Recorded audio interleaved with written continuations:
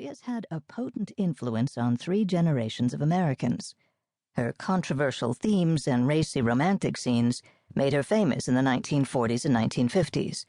She attracted a youthful right-wing following in the 1950s and 1960s and became the guiding spirit of libertarianism and of White House economic policy in the 1970s and 1980s.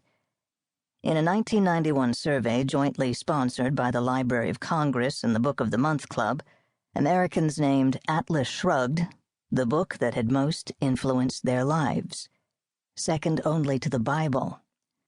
When the Modern Library asked readers in 1998 to name the 20th century's 100 greatest books, Atlas Shrugged and The Fountainhead were numbers 1 and 2 on the list. Anthem and We the Living were numbers 7 and 8, trumping The Great Gatsby, The Grapes of Wrath, and Ulysses.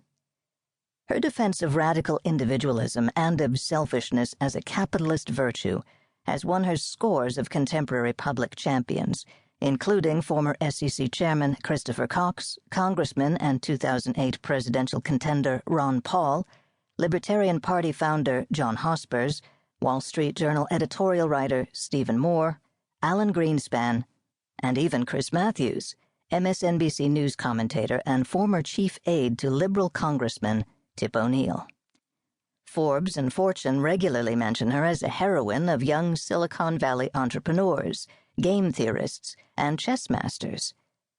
Yet she has stood outside the pale of respected American literary practitioners and social critics, and a quarter-century after her death, most readers of her novels know little about her. Rand was Russian by both birth and temperament. Born into a bourgeois Jewish family during the reign of Tsar Nicholas II, she was 12 years old when the Bolshevik Revolution overturned her native city, St. Petersburg, and caused her family to flee south, newly impoverished and hungry.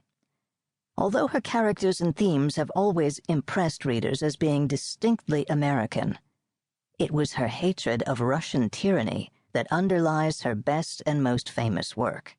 Her followers have often proclaimed that she was born an American in spirit and was merely trapped during her formative years in a dark and alien Slavic land. I have tried to document how Russian and Jewish culture and history color some of the most interesting features of her character and work. Rand immigrated to America from Soviet Russia in 1926, without much English, to pursue a career in writing. Her early years in America were hard, but not as hard as she later claimed they were. "No one helped me, nor did I think it was anyone's duty to help me," she wrote in an afterword to Atlas Shrugged. In fact, many people helped her.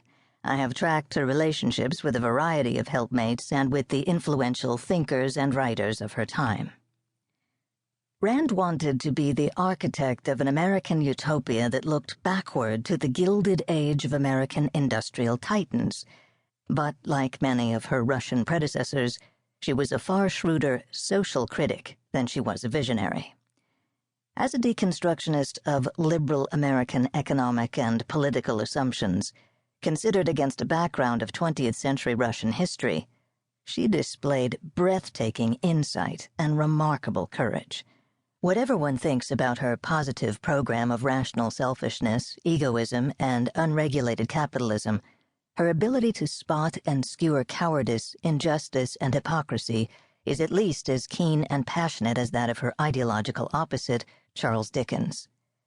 Like Dickens, Rand's art is the art of melodrama. At heart, she was a 19th century novelist illuminating 20th century social conflicts.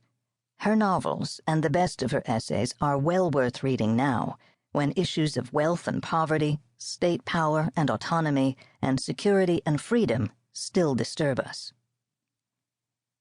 Because I am not an advocate for Rand's ideas, I was denied access to the Ayn Rand papers at the Ayn Rand Institute in Irvine, California, where copies of her unpublished letters and diaries, calendars, photographs, and other documents reside.